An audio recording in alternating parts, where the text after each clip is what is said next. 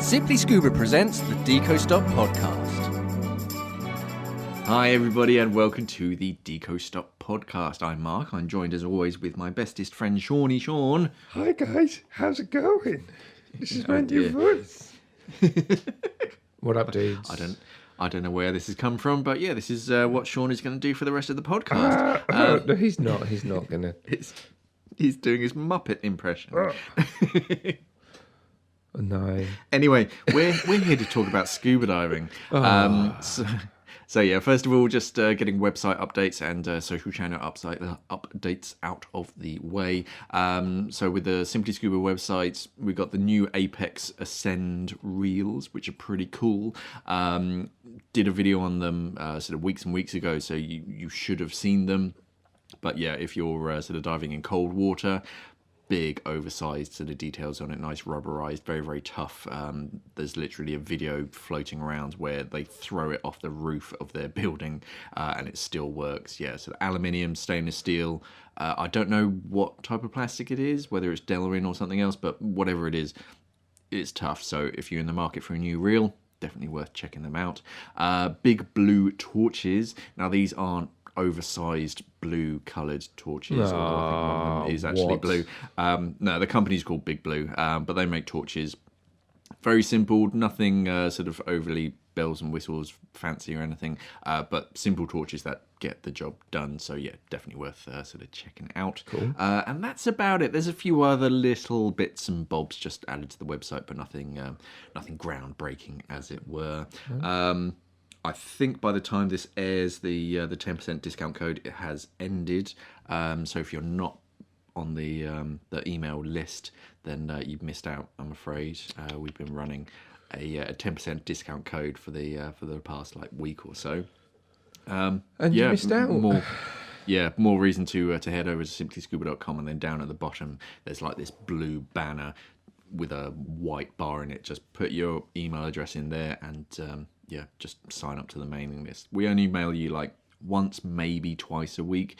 But if it's twice a week, it's because there is a discount code, so it's definitely worth signing up. If you're like me, I've got 6 or 7 different email addresses. So I just, yeah. The FBI knows me as El Chupacabra. No, they... Why do you use your real name? That's a silly. Yeah, I basically have one email address that is just dedicated to online shopping and this kind of stuff. So I kind of check through that and just kind of sift through things. That way it doesn't get muddled up with my personal emails. I just find that a lot easier. But yeah, it's definitely worth sort of signing up to the email list. Other than that, social media channel updates, Sean. Not a great deal this week, to be honest with you. As you would have noticed by now, I normally mention the first thing is get voting for the surface interval. But yeah, that's no longer there. There is no vote for this week. We decided to film. So a couple of weeks ago, one of our surface intervals got joint, didn't it? So it was the badass scuba diving and the, was it not to say? No, it wasn't that. I can't remember. Yeah, I think it was things not to say to another scuba diver and why cave diving is so badass or something. So what we're going to do is, because that was a joint, the badass one is going live next week. Yeah, cool, nice one. But there is a vote. And the vote is, who is the coolest presenter on the channel? I know full well going into this, I would not win that. But at the moment, as of recording, Mark is on 33%. Sean is on 30%, which is a lot more than I thought it would be. And Bruce the Shark is on 37%.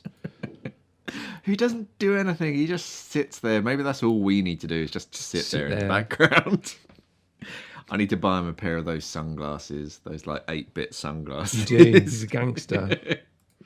He's a gangster. But yeah, he's winning. So yeah, if you care for the channel and the development of the channel, you'll vote for me because I edit everything pretty much. So if you don't... Sean does a lot of the heavy lifting. I'm just going to delete the channel and just go to WebTogs.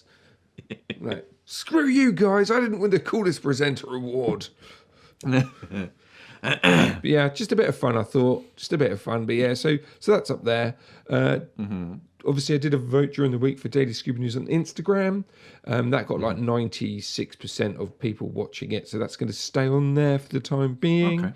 That's really the only thing I need to talk about Instagram. There is more lifestyle shots going live on the page itself, but again, I think I spoke about that last week. But there's going to be more of them. But the podcast, basically, obviously, we're now in a new month. So I thought I'd lay down some stats from last month. So our SoundCloud account, which is kind of the main hub of our podcast, is where we upload it to get the RSS feed. That had 7,029 plays last month, which is really, really cool. Again, Deco Stop. So this show that you're listening to right now is the most popular podcast that we do, but that makes a lot of sense because all the other ones are basically just audio rips from our YouTube series. So this is the only pure dedicated podcast to it. And yeah, people seem to like it, which is really, really good. According to SoundCloud as well, we are massive. We are breaking records in USA, the UK, and Australia.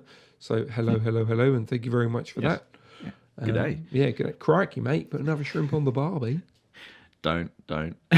And now we've just lost that audience. I do apologise. They've either lost it because of me or they've been eaten by a giant spider. One of the two.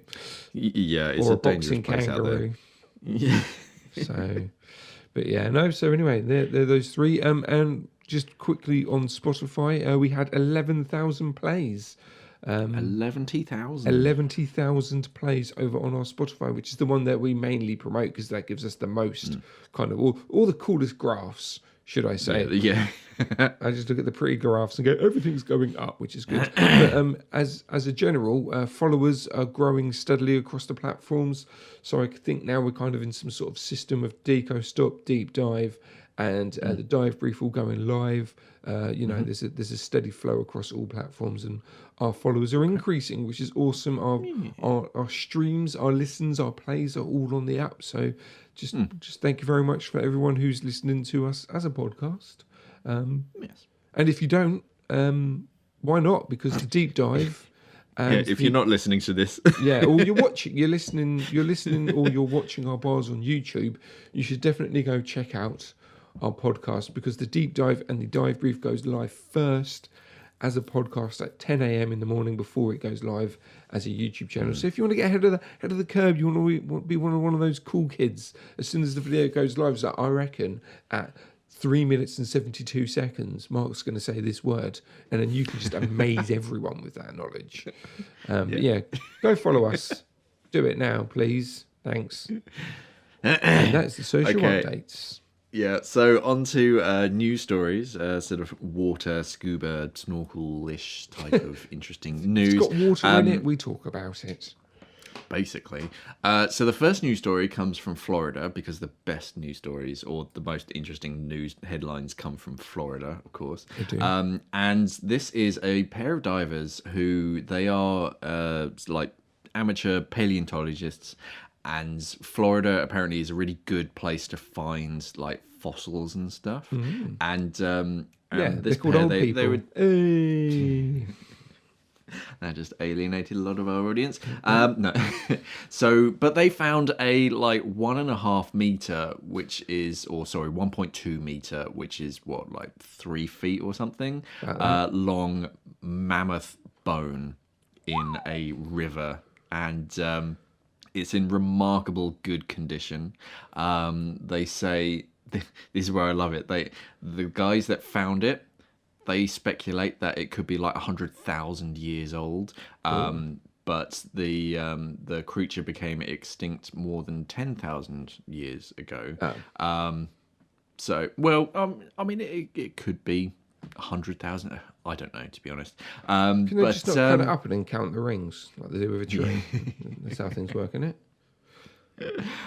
So they were diving in the Peace River near the town of Arcadia, and apparently there's all sorts. Yeah. Apparently, there's all sorts of so like fossils and stuff. They tend to find a lot of teeth and stuff. But yeah, they were quite amazed to sort of find this. They reckon it's a humerus, which is like your upper arm bone. It's not that funny. Yeah, no, it's interesting, and yeah, it's a big chunky bone. And it is in sort of very good condition. It's not like disintegrating or anything. They say it's very well mineralized. The river's called Peace River, but they found a bone in there, and it's populated by a lot of alligators. So I think what they should rename it to the Rest in Peace River. Yeah. You go in there, you're going to die. Well, there's all those bones in there. Yeah, all right, that's some speculation, but yeah.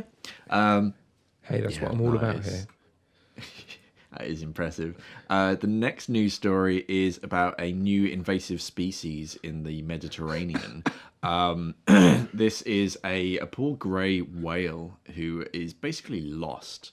So he was sighted. I say he. Have they sexed it? I don't know. A whale has been spotted on the southern French coast. It's been spotted sort of cruising around Italy, sort of Naples and Rome. Yes. Trying to get a good espresso. Yeah, but unfortunately, the Pacific grey whale, as the name suggests, they're endemic to the Pacific. So he's on like the wrong side of the planet. And what they speculate is normally they kind of cruise up and down the western coast of the Americas.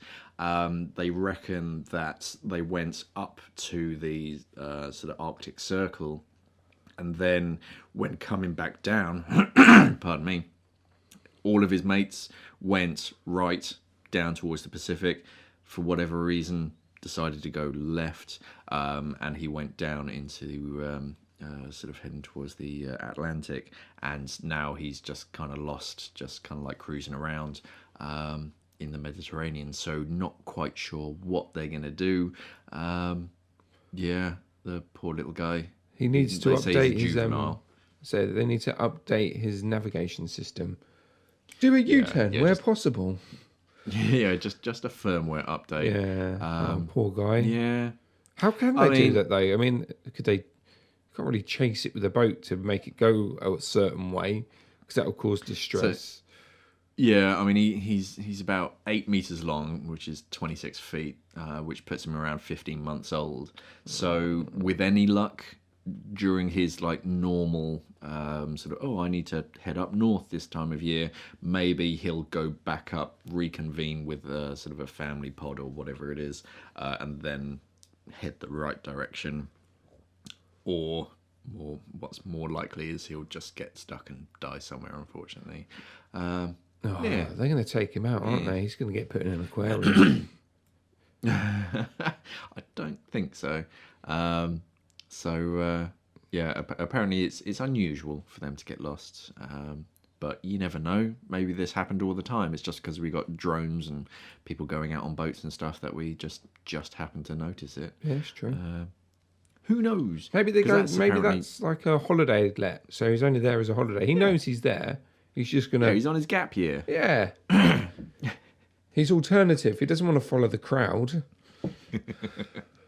The next news story comes from China, and this is the new Guinness World Record for the largest underwater mermaid show. You were there, weren't you?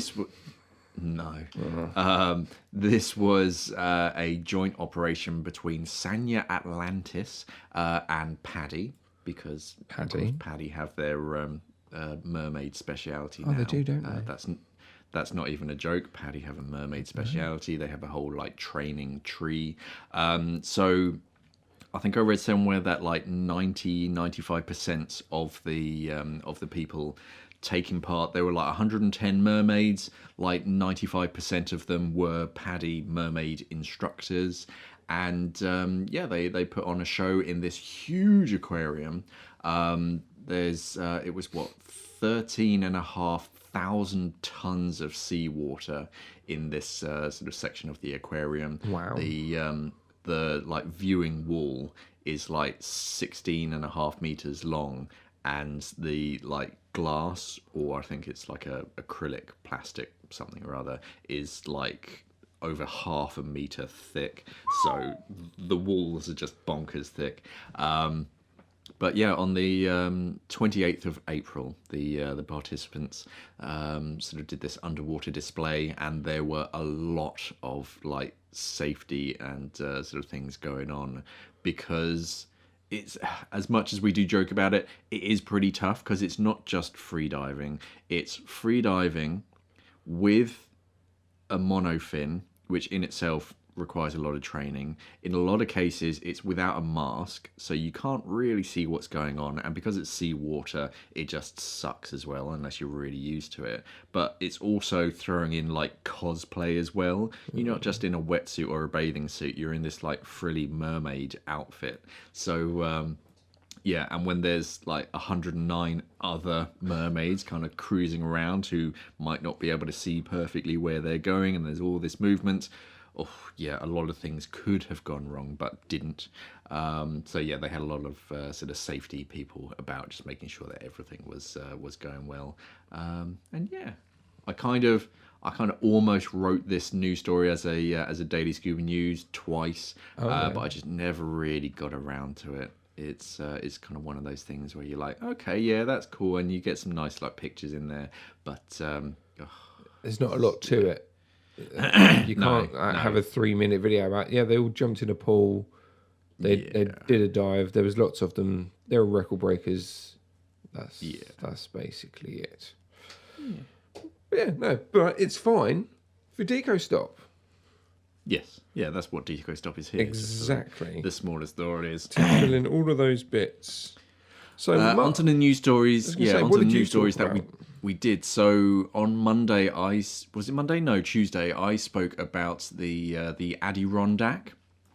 So this is a ship, or a ferry, that was built in 1913, and I presume it was doing something between then and like 1954, because in 1954 is when it first like set sail, and was like working as a ferry on the I can't remember the name of the lake, but it's a lake that borders where is it, Vermont and New York, and yeah, so it's over 100 years old now. It's getting a bit long in the tooth, and people were thinking about what they should do with it.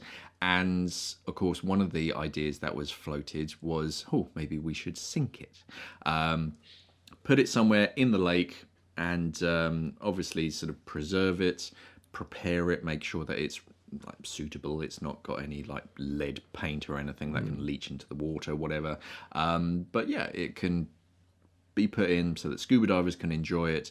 Marine life as well, they always love shipwrecks. It's a nice hiding place. And yeah, it can sort of boost the tourism in that area.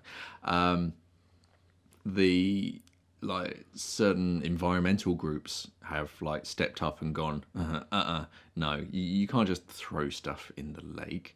And there's a lot of backwards and forwards of like, no, actually, this is costing like $178,000, which is twice as much to just chop it up and throw it on a scrap heap. So this isn't us just going like, screw it, let's just like throw it in the lake. Yeah, it's spending a lot of time preparing it and like looking after it so that it can last as long as possible without sort of damaging the local ecosystem.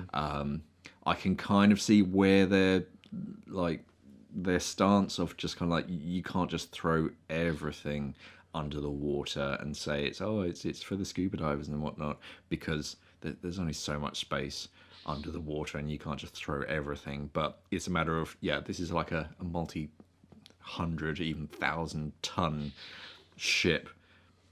What else are we going to do? Yeah, exactly. So we don't know. That's going up to a vote in the like local council or whatever it is. So that would be interesting to see, because it would be amazing to dive in. It's like a one of those car ferries, so you can like drive on one side and drive off the other. That's so cool. There's this like huge cavernous section. So yeah, that would be quite a cool shipwreck. The next one is the cat food company Scuba. I'm hungry now.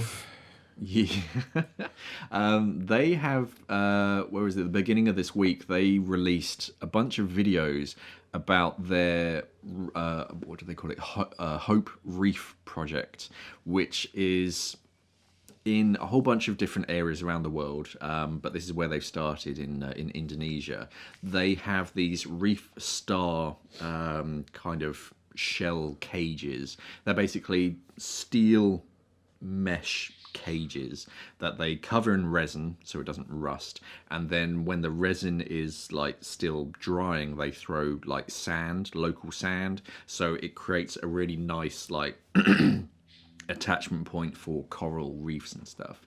And to start with, in 2019 they built the word hope in like 20-foot tall like letters on this sort of one reef. And they do a whole thing of like they go on Google Earth and they like zoom in on this reef, and you can see like the word hope written out on it. Only when I went on Google Earth to check it, you can't see anything.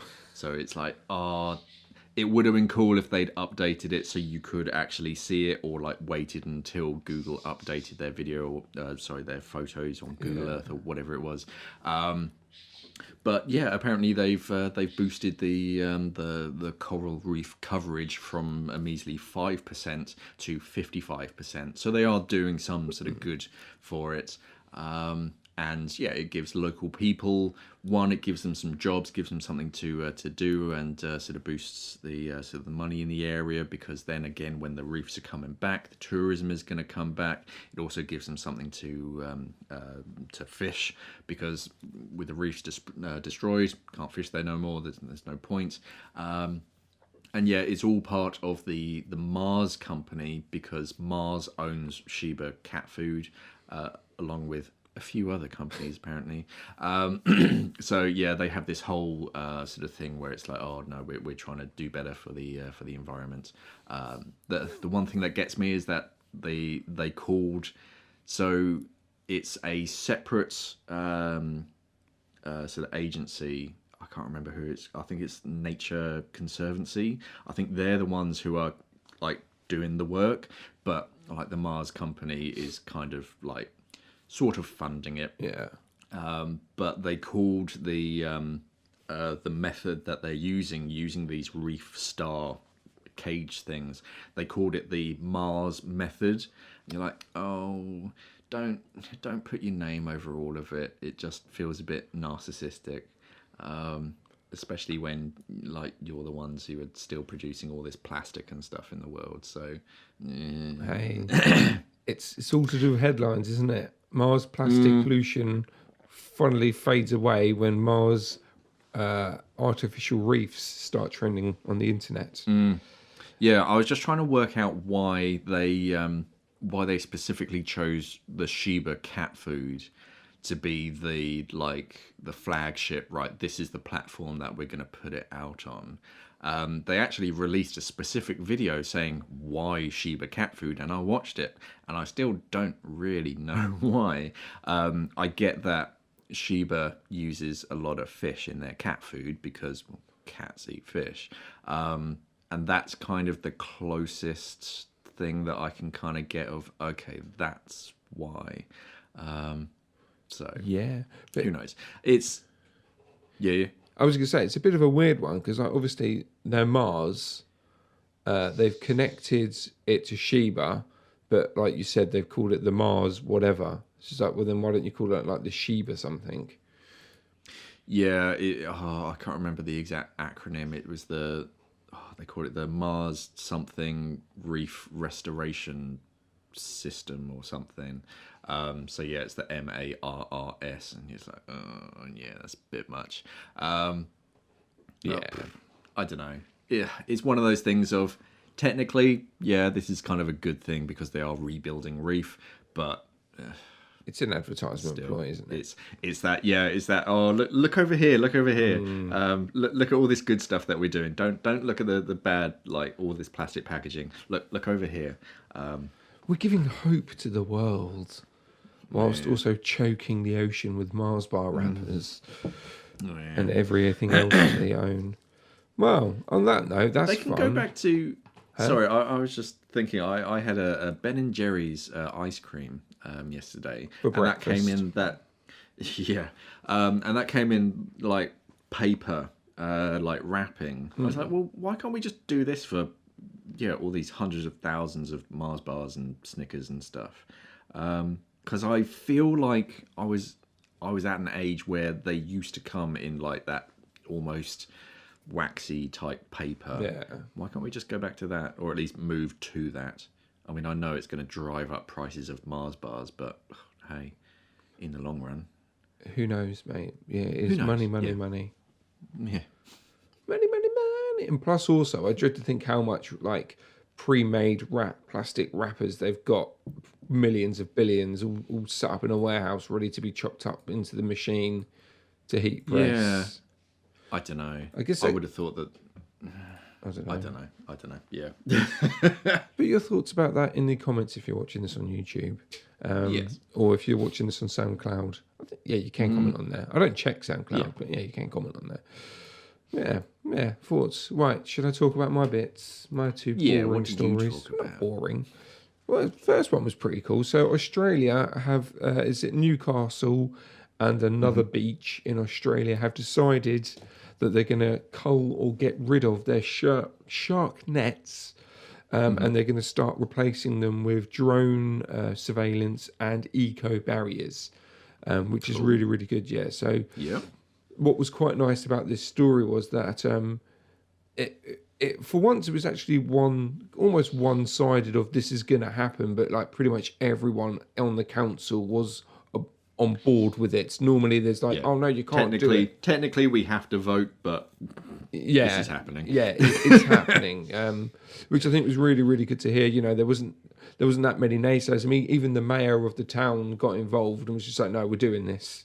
This is happening. But yeah, we've got to put it through the motion. We've got to ask the right council members. But yeah, it all happened, which is really, really cool. So yeah, they're going to be looking at ways of obviously getting rid of the shark nets and then replacing them with eco barriers as well as drone footage. But the world needs to do this right, because if this works out, then everyone should follow suit. Like this is the first step into properly getting rid of shark nets, especially in Australia. You know, if it works in one part there, you know, the general government will be like, well, no, look, this is working there. It works. Let's stick it in all our other beaches and get rid of it. But yeah, so that was quite a cool story to have. And then the next story is a good one, but it's also a sad one. So the very first blue whale washed ashore, stranded on a beach in South Africa. Nambia, I believe. Nambia, I think it was. Yeah. And this is sad news, because a blue whale was a juvenile. It wasn't that old. You know, obviously dying. Basically, it was struck by a boat, a ship. Apparently, according to the coroner, it died pretty much instantly. It was a proper knockout, boom, that's it. And then its body washed ashore there. But it's around about 5,000 miles from its general normal feeding ground. But yeah, it was sad that this whale had died. It had been struck, but a couple of people actually were I had to say this in the story. They were happy that they found the whale, basically. So the fact that there's a blue whale washed ashore means that actually the growth or the population of blue whales in that area are potentially growing.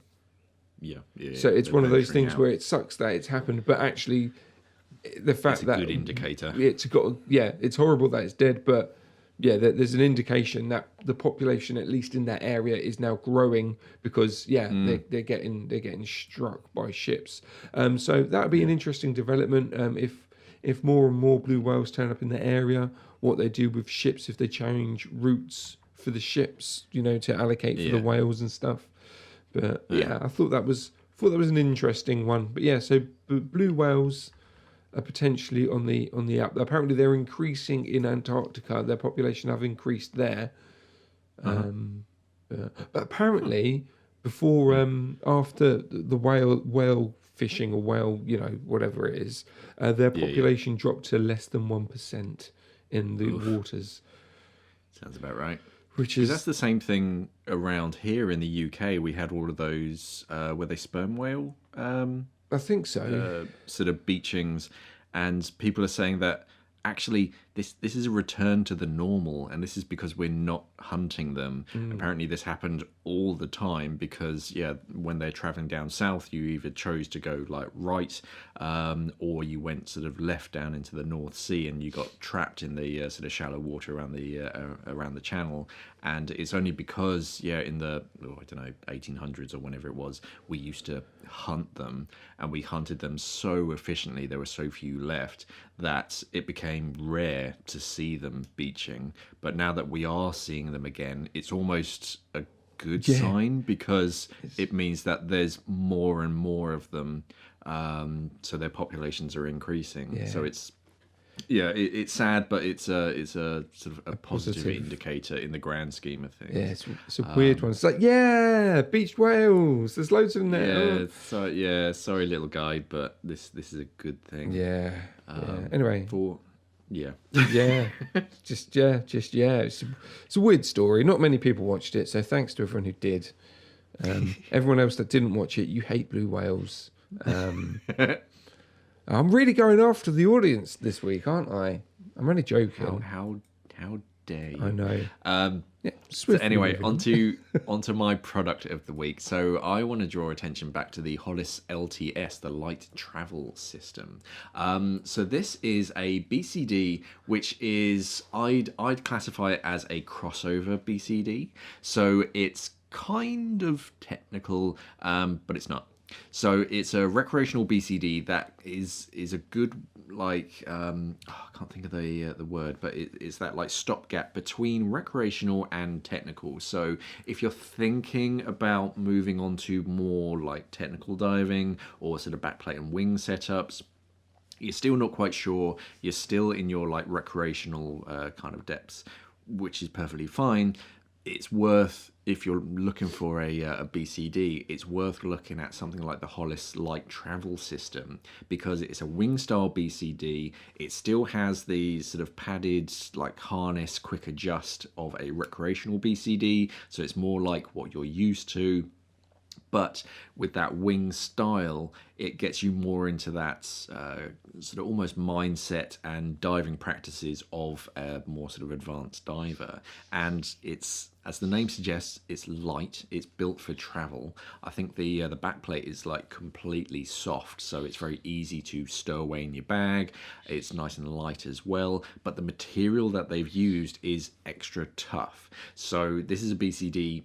A lot of travel BCDs, they're made to be really light and thin, but if you brush up against a shipwreck accidentally or something, then it's really easy to tear the bladder, and then you just basically have to throw the entire BCD away, whereas the LTS is made to be tough, like a lot of technical wings. So if you do bump up against something, it's not the end of the world. It's actually got a separate external shell, I think, the LTS has. I can't remember now, actually. And that just means that... I thought you were the expert, Mark. I haven't seen one in like a year and a half, so...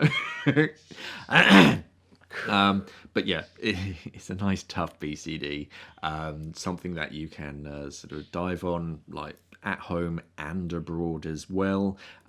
Nice and strong, but also light at the same time. You don't have to sacrifice that sort of weight for strength. So yeah, definitely worth checking out if you're in the market for a new BCD. And it's got that Hollis like black and red kind of vibe going on, this like red flash down the side, so you really stand out in and out of the water. Cool, that's great. Buy them now. YouTube, obviously that would have either popped up or it's going to be in the description below. SoundCloud podcast, it's going to be linked in this SoundCloud part. So there's like a little, you'll see the title of it, so you can click on that there. Okay, it does. Cool. It has a 1000 denier outer shell with a 420D internal bladder. Oh yeah, thank goodness for that. Yeah. That's the stuff. That is the stuff. Cool, right. So this week's question, young Marky Mark, are you ready? Uh-huh. Come on. What should you consider or think about before taking any diving course? So whether you're new to diving, whether you're a seasoned pro and you're looking at maybe upping your game, doing a different rescue, is there any tricks and tips that you have for people to think about? And it's not obviously specific to agencies, so it kind of can work across all agencies. Is there any tricks and tips for fellow divers when it comes to courses? I mean the first thing that you need to think about is do you really need to do this specific course? Is it the right one for you? Because there are 101 different courses out there. I think there's even one for like scuba diving to collect golf balls. I think there's a speciality for that. So that sounds like a paddy. I can neither confirm nor deny whether that is a paddy speciality. I'm surprised Paddy have not got a course about selecting the right course. They have one for Santi dry suits. Okay. And it's just like how to pick a Santi dry suit. Really? Okay. Or I think it teaches you about all the different dry suits and the benefits and stuff. But it's like, why don't you just go to the Santi website? It's got all the information. But whatever. So first of all, make sure that you do specifically want this course and you're not just collecting cards for the sake of it. You need to consider your personal health and well-being if you're sort of mentally and physically up to the course, because a lot of them can be quite demanding, both mentally and physically. So you do kind of have to prepare for it.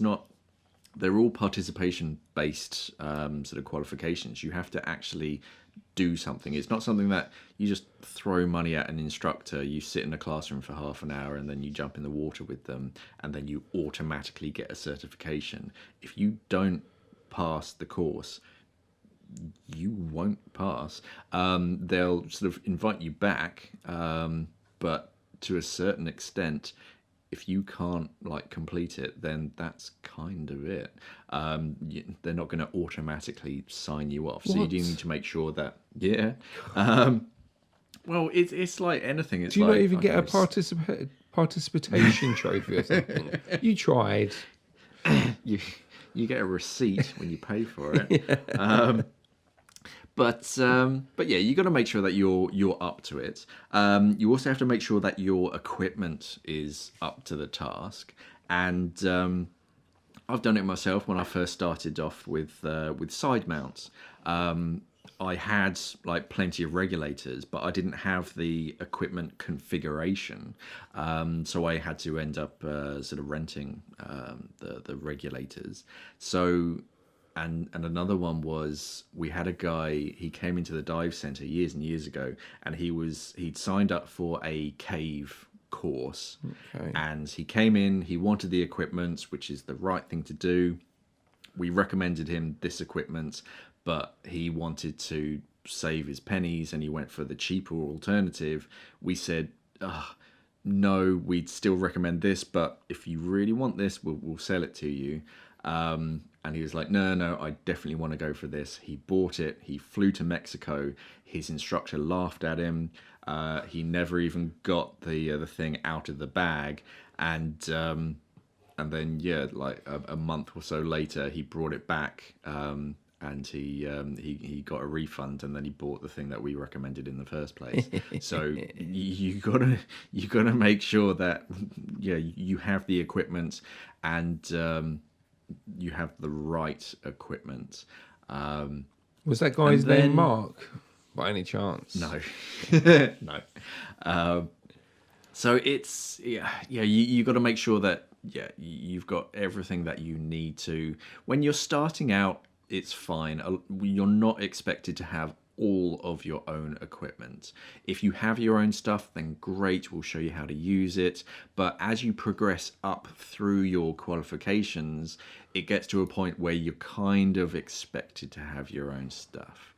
And And then on from that, training agencies, it is important to sort of look around and realize that there are more than one or two training agencies. There are hundreds, and some of them may be better suited for you in progressing. So it doesn't really matter where you started, it's where you're going. And then you just have to look at sort of crossover courses. So, okay, you're at this level at the moment with this training agency, and then if you want to swap over and start an ours, you have to do this course, and then you can sort of progress on through our training agency. They basically want to make sure that, okay, yeah, you were qualified as this sort of level of diver with this agency at that point. We basically want to make sure that, okay, you know what you're doing, and you can sort of learn in our like teaching environment. So yeah, it's all about sort of being prepared in yourself. Don't just automatically climb up through the training ladder because it's the done thing. Just make sure that it's the right thing for you, where you want to be as a diver. Is this course going to benefit you? Because a lot of them are. There's a lot of things in like search and recovery. Search and recovery is great because it teaches you all about different knots, how they work in the water with different sized lines. It's going to teach you about sort of buoyancy basics as well. So yeah, there's some of those key courses that, oh, actually that's going to be beneficial to me as an overall diver. Whereas I don't know. I can't think of another sort of example of an obscure sort of speciality. I mean, you get like seahorse awareness diver. Oh yeah. Okay, you're like, yeah, it's interesting to know that kind of stuff, but is that necessarily going to be beneficial for every scuba diver? No, we don't tend to have too many seahorses around here.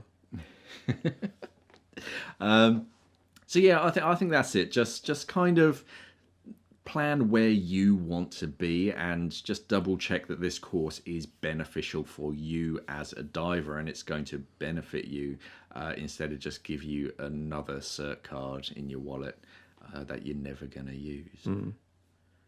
But yeah, make sure that you are mentally and physically up for the task, because yeah, scuba diving does get a bit more demanding both mentally and physically at a certain level. And yeah, make sure that your gear and your equipment is up to scratch as well, because there's no point turning up to like a twin set course with like a recreational jacket style BCD, because you're not going to need that. Yeah. You're not going to be able to use it. Makes sense, Mark. And that's it. Yeah, that's it for this week's Deco Stop. Is there any tricks and tips that you have when you like? Is there a thought process? So when you're looking at a course, a new diving course, or a new skill that you want to learn, is there a process that you go through when picking or deciding whether you should do it or not? Let us know in the comments on YouTube. That would be great. Yes. And let's roll the outro, Marky Mark. Yes, so next week there's not going to be a Deco Stop podcast, unfortunately. You can blame Sean because of this. I'll actually delete it from my calendar now because I've moved them all forwards in that we're going to film them early, but that's obviously never going to happen. No. Sean's on holiday. I am. He's going to the Costa del Sol. I don't know, I just made that up. The Costa del Canterbury, mate. I ain't going nowhere. I just want some time away. I don't want to stand. I just don't want to stand or sit in front of a computer. I just don't want to be in front of a screen for the next couple of days. So I'm off. So yeah, if you head over and you go every week, because I do that with a lot of my podcasts. And it's like, ooh, it's Friday. That means that this podcast has come out. Yeah, sorry to disappoint you, but we won't be there next week. The week after, it will be business as usual, so don't worry. It will. Don't forget to head over to simplyscuba.com. Definitely sign up to the email list so that you do get those that are 10% discount code, because it's basically off everything except PowerLens cameras and shearwater dive computers. Everything else, if you want one of those new Apex reels, you get 10% off, or you did if you were signed up to the email mailer. So definitely worth checking out. We're adding newer and newer stuff every single day, so definitely worth checking out. If you are shopping for something and 10% doesn't make it cheap enough for you, or your bank balance, more importantly, we also have Klarna, which is a 0% finance option. So if you're looking to buy something, if it's cheaper, if it's over £35, and you're not quite sure whether you want this, whether it's going to fit or something, then you can choose to defer your payment for up to 30 days from shipping. So that basically gives you time to receive it, try it on, make sure whether it's right for you or not, and then return it. And then you can choose whether or not you want to pay for it, basically. If you keep it, you pay for it. If you don't, you don't. Or if it's over £100, I think you can basically split up your payment into 3 separate payments and spread that over a certain amount of time, just to make it paying for it a little bit easier. If you have any questions, comments, queries, anything that you want to know about scuba diving, or you want myself and Sean to elaborate on in a bit more detail in specifics, just put it down in any of the YouTube videos. Just write the comment, and if you use the hashtag #AskMark, it just makes it a lot easier for us to find. And then on the Friday show, Ask Mark, we'll sort of go into a greater detail. Next week's on Friday, it's just going to be me by myself again, because Sean is away on his Holly Daily Dudes. Yep. Costa del Canterbury. So yeah, it'll be much the same, except I'll be asking myself the questions and answering the questions. When you answer the questions, Mark, you got to put a different voice on. Like, oh, okay. Dave said this. How'd you put a fin on your head? I'll do my Sean impression. Oh no! But yeah, if you do have any questions, just put them down in any of the comment sections, and we'll find them. And that's it for the podcast. Thank you for listening, everybody, and of course, safe diving. Yes, stay classy, scuba divers, and I'll see you in a week. The Deco Stop podcast is produced and recorded by Simply Scuba, the UK's #1 dive store. Visit today at simplyscuba.com.